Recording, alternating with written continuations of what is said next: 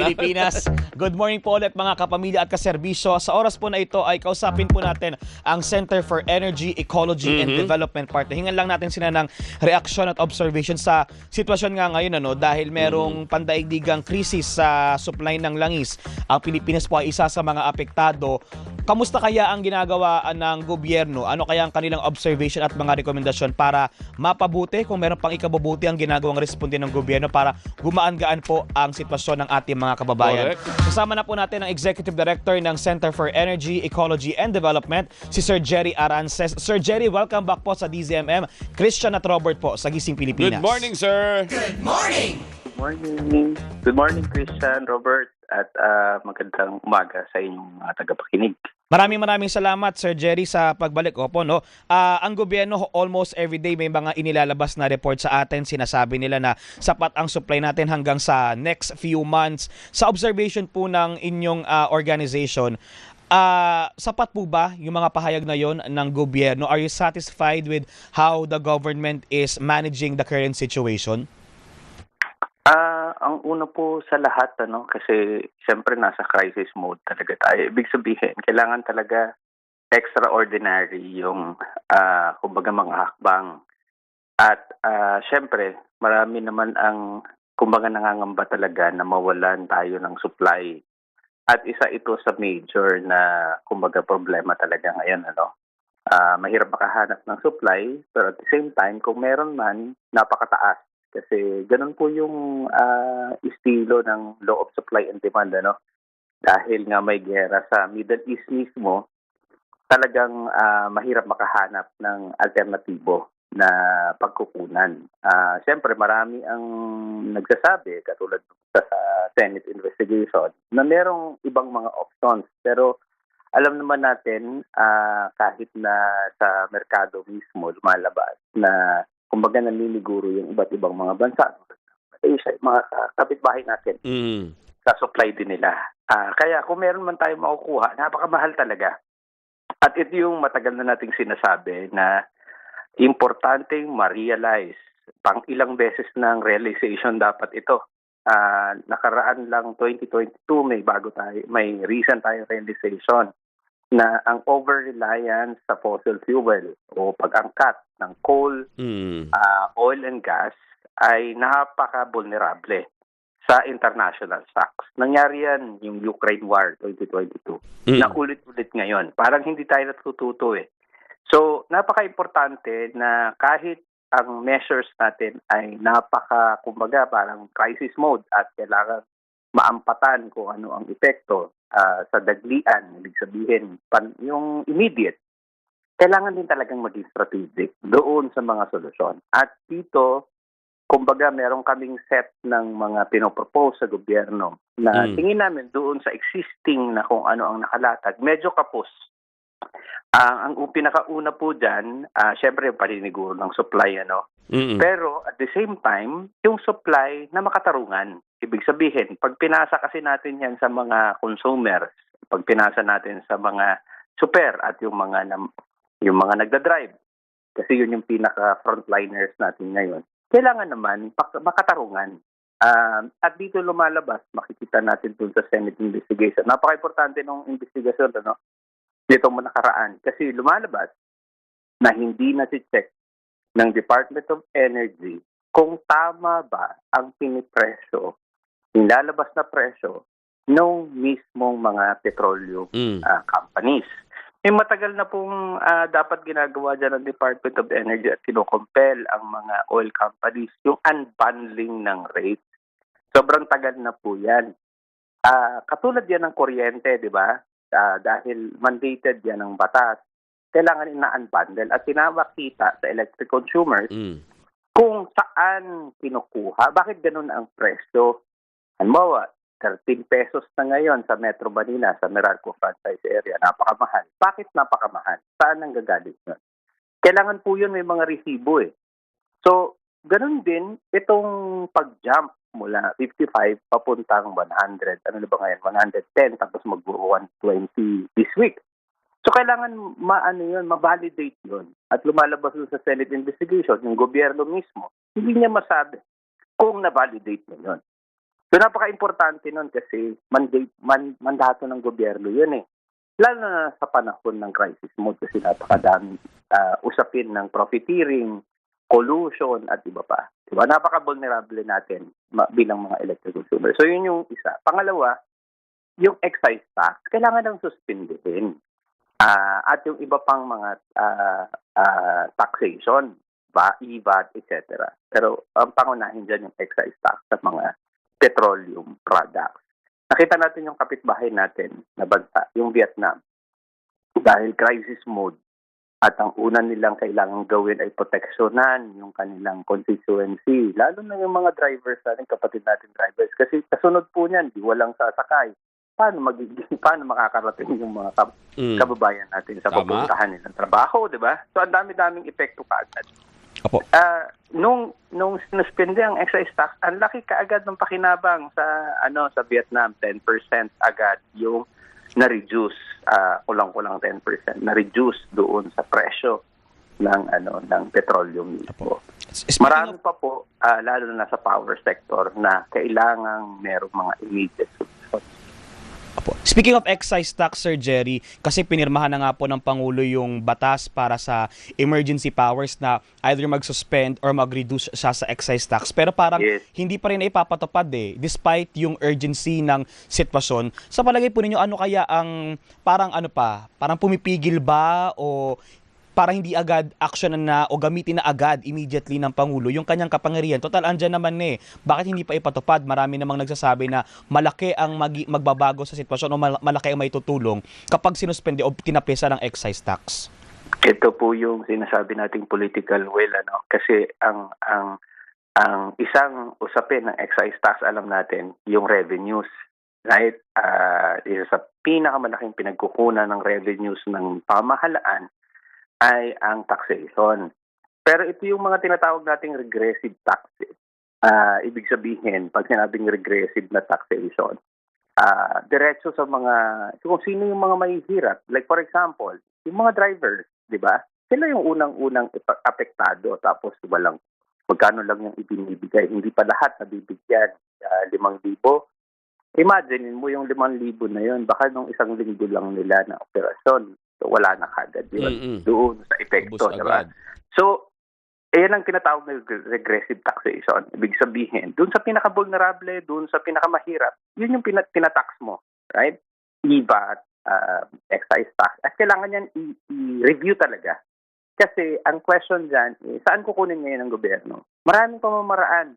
Right? At matagal ng panawagan, yung tinatawag na wealth tax, panawagan ng kumbaga windfall taxation, ibig sabihin, dun sa mga bilyonaryo, dun sa mga ang laki-laki ng kinikita na nakukuha, kailangan mong i-tax yun accordingly. Ibig sabihin, ang principle naman dyan ay equitable taxation. Right? So, ibig sabihin, equitable sa lahat based on ano ang kinikita ng mga tao. Kasi at the end of the day, pag maliit yung tinatax mo, doon sa mga mahihirap, mas malaki yung buying capacity niya. Ibig sabihin, gumagana yung ekonomiya mo, mas magiging produktibo kasi may bumibili ng produkto mo. So, kaya nga importante yung sinasabing pag binigyan mo ba ng aumento sa sahod ng mga manggagawa, magkakaroon ng problema ang ekonomiya. Dapat hindi kasi mas magiging produktibo yung mga manggagawa, mas marami silang mabibili. Right? So, mas umiikot yung economy. So, it depende sa anong perspective mo ng usapin ng ang magpapaandar ng ekonomiya, taxation. So, merong pamamaraan na iba pa dito sa sinasabi natin pamalit. Pero sa panahon ng krisis, kailangan talagang maghigpit. At ang pinaka-issue dyan ay political will. At ang next question dyan, sino ba yung kumbaga pagsasakripisyuhin mo? Kasi lahat tayo nagsasakripisyo, pero sino yung mas matindi ang sakripisyo? Yung bang mahirap na nga, pagsasakripisyuhin mo pa ng todo-todo, tulad ng mga manggagawa at mga kapatid nating super. Isang tuka na yan ibig sabihin, tapos uuwi siya, ngayong Abril, tataas ang presyo ng kuryente. At alam na natin yun. Talagang lolobo po yan. Pangalawa, yung mga bilihin. Kita naman na natin kung ano epekto sa mga bilihin. Opo.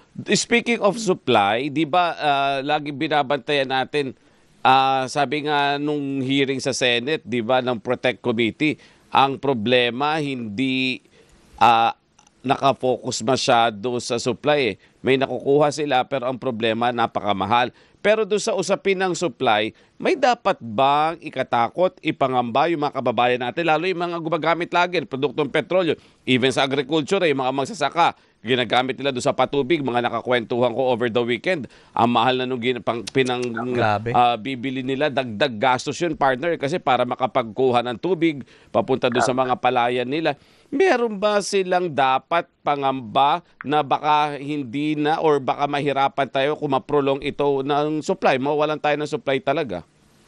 Meron po talaga. Kumbaga may hangganan yung inventory sa global market eh. Tandaan natin 20% yung sinara, yung Strait of Hormuz. Tapos may threatened na yun sa Red Sea, which is sumama na yung Yemen. That's 18%. So that's 38% ng global supply. So ano yun talaga? Ibig sabihin disrupted yung supply mo. Talagang kikipot at yung hindi lang naman tayo yung maghahanap eh.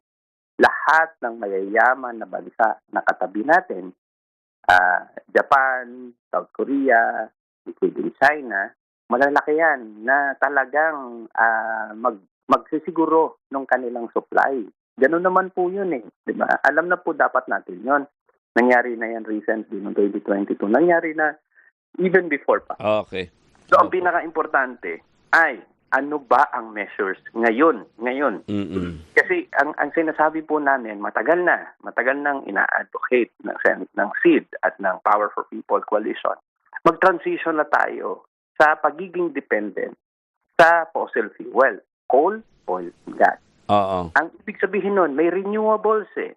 So, ang hinihingi po namin sa pamahalaan ngayon, mag-mobilize ng pondo para sa pinaka-vulnerable, mga magsasaka, drivers, at yung mga mangingisda. Kasi yan yung tatlo. At Opo, pati yan yung mangingisda. tatlo na talagang pinaka-vulnerable.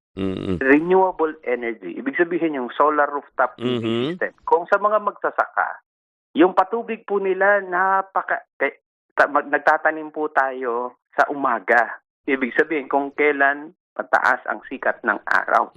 Ibig sabihin, nakakapag-produce ng kuryente, malinis at hindi mahal yung mga solar panels. Magkano po yung 500 watt system na pwedeng i-deploy ng gobyerno? 30 to 50,000.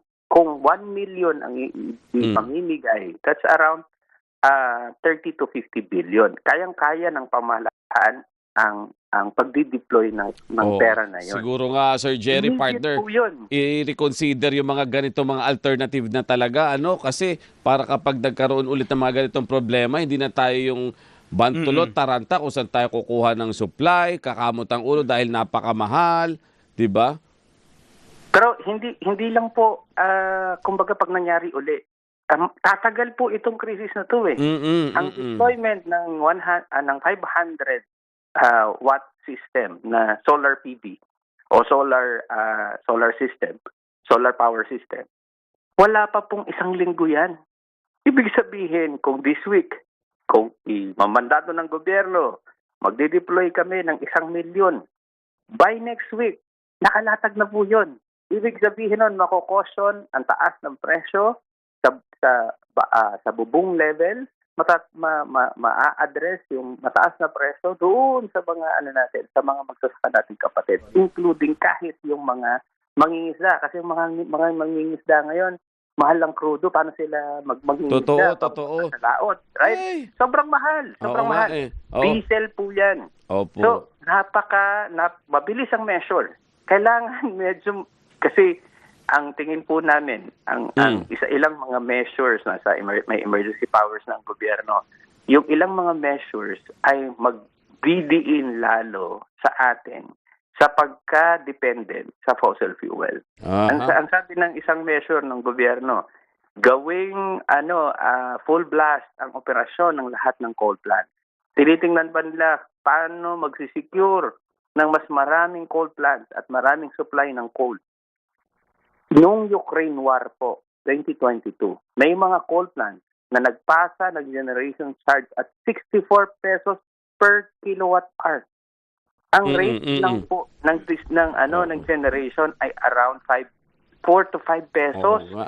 per Sir kilowatt Jerry, hour. itong issue natin na to napakalawak pa, no? Ang dami pa At dapat matagal nang yung kumbaga malalim yung malalim yung pinanggagalingan. Oo. At Tapos, maaring matagal pa yung Oo. maging At epekto. saka sana, inilalatag naman nila, sir, na mga alternatives, na mga diniscuss niya, mas bigyan na natin ng timbang para hindi tayo umaabot sa ganitong punto. Baka sakaling ito talaga yung mas magiging komportable tayo kapag mga renewable energy sources yung gagamitin Parang hindi tayo natin. nagkakagulatan kapag may mga ganitong Alternative. sitwasyon in the future. Ay, pero for the meantime, Sir Jerry, dito muna kami pepreno, panandalian, pero hindi naman magtatapos yung ating mga diskusyon sa mga susunod na araw. Yung mga proposals ninyo, yung mga pag-uusapan natin para marinig din ng national government. Sana, at dapat. matingnan natin kung ano yung mga opsyon na maraming meron salamat po. sa kanila. Sir Jerry, maraming salamat po sa inyong oras. Thank you, sir. Good morning Magandang po. umaga po. Magandang umaga po. Si Sir Jerry Arances, ang Executive Director ng Center for Energy, Ecology and Development. Napakadaming important points doon. Kasi partner sanga-sanga. Ang diba? main takeaway ko doon, partner, talaga yung political will Ang social main takeaway. Yung political will, hindi ba? Kasi after all the discussions, ang daming magagandang suggestion, pero kung yung mga nakaupo sa posisyon ay hindi nila gagamitin yung kanilang kapangyarihan sa reasonable na paraan, walang mangyayari sa atin, paulit-ulit tayong babalik sa gantong sitwasyon kapag may krisis.